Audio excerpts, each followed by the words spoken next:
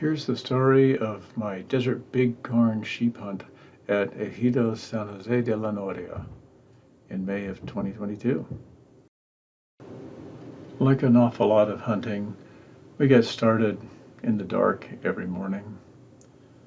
Things just getting light enough to see the cactus and the thorn trees and see the sun rising over an island out in the Sea of Cortez. Here's one of the trucks from the Ejido San Jose de la Noria, and this is where we were glassing each morning.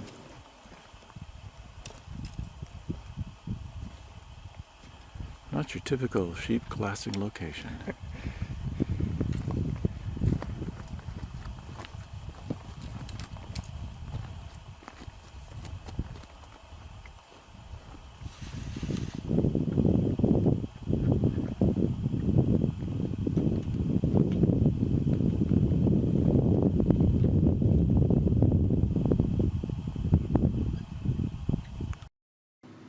Like many sheep hunts, we had a number of people who were trying to spot sheep, and we had both the Mexican and American guide.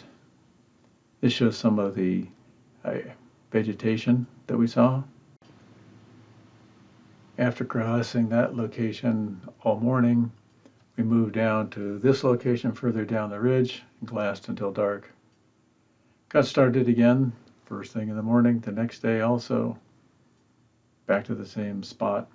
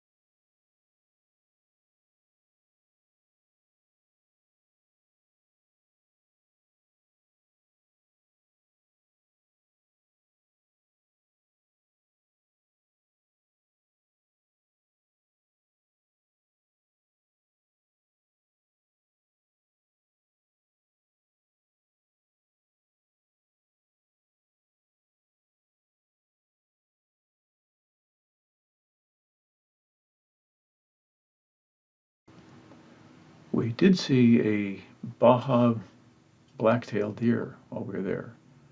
It's a top 25 because there are only 23 in the record book. The cameraman worked hard when he needed to and caught some rest when he could.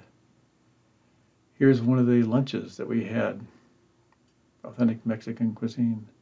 I like this rock because it looks like a whale to me. And here's some of the lovely vegetation.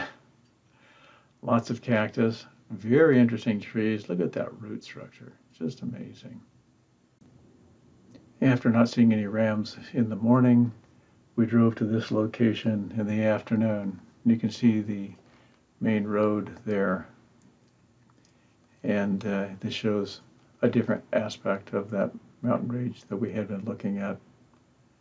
At this point, we got a radio call that two of the Mexican guides had spotted a full curl ram in a different part of the ranch. We went back and got some food, packed up for the spike camp into where the other guides had seen the ram. As we were packing up this arroyo to meet the other guides, we saw that we weren't the only hunters in the area. Here's a young mountain lion track on top of their boot tracks. Roberto, the lead Mexican guide, pointed out this stone in the arroyo. You can see it's flat and dished in a little bit. That's because this is an ancient Indian grinding stone, worn smooth by generations perhaps.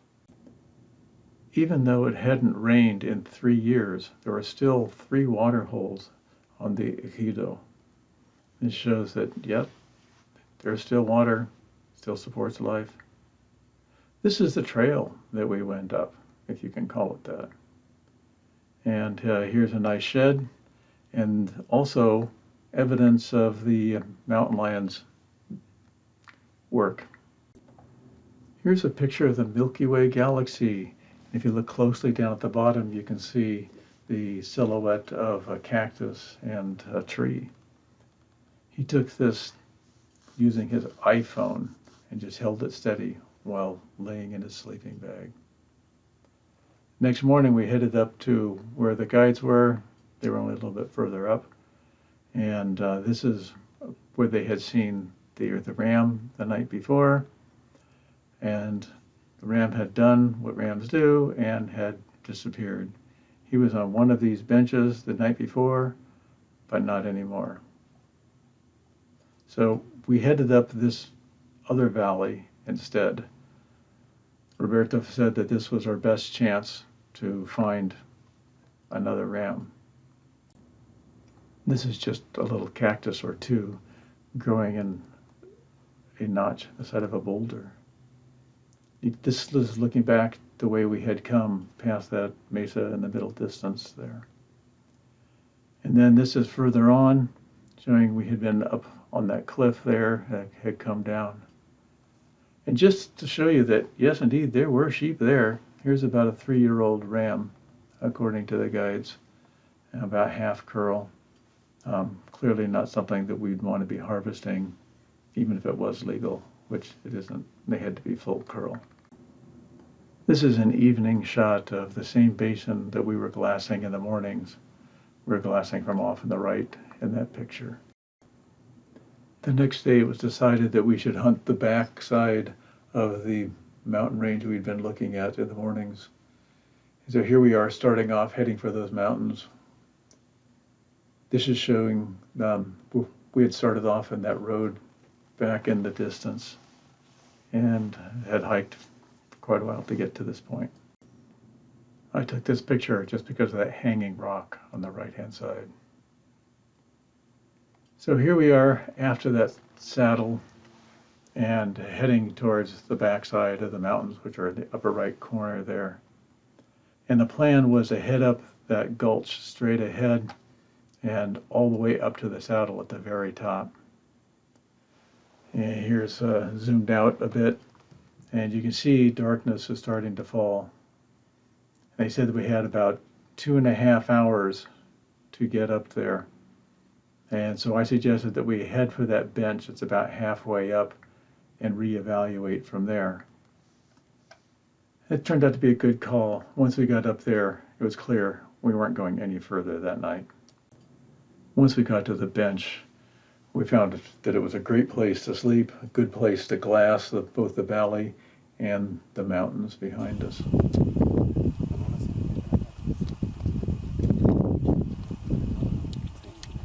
The buzzard's not here for us, don't worry.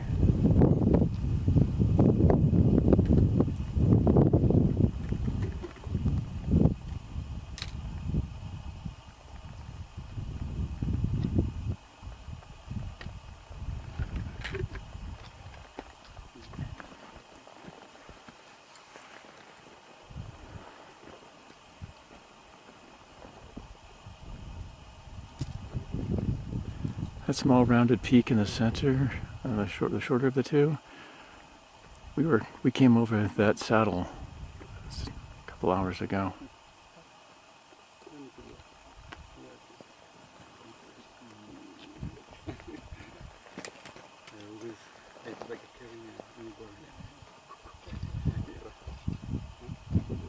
Quickly through the sun.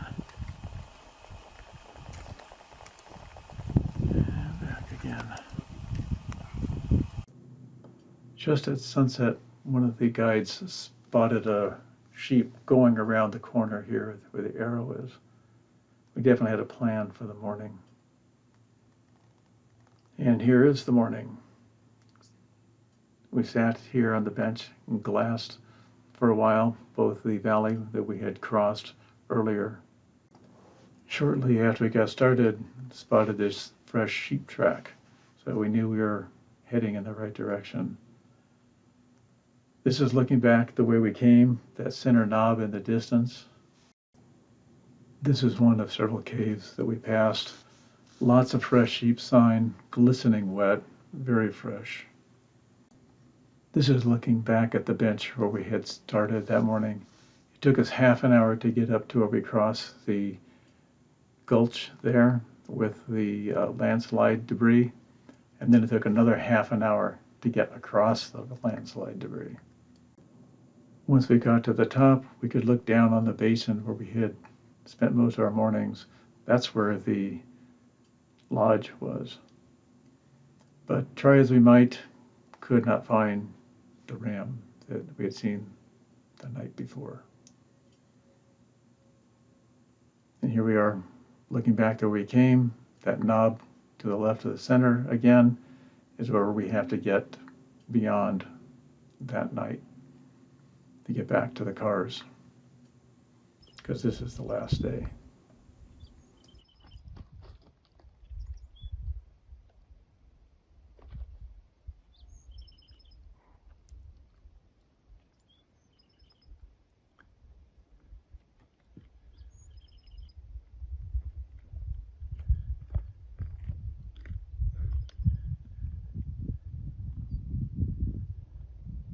The road left to right in the center of the screen is where we started yesterday and where we have to get back to this afternoon.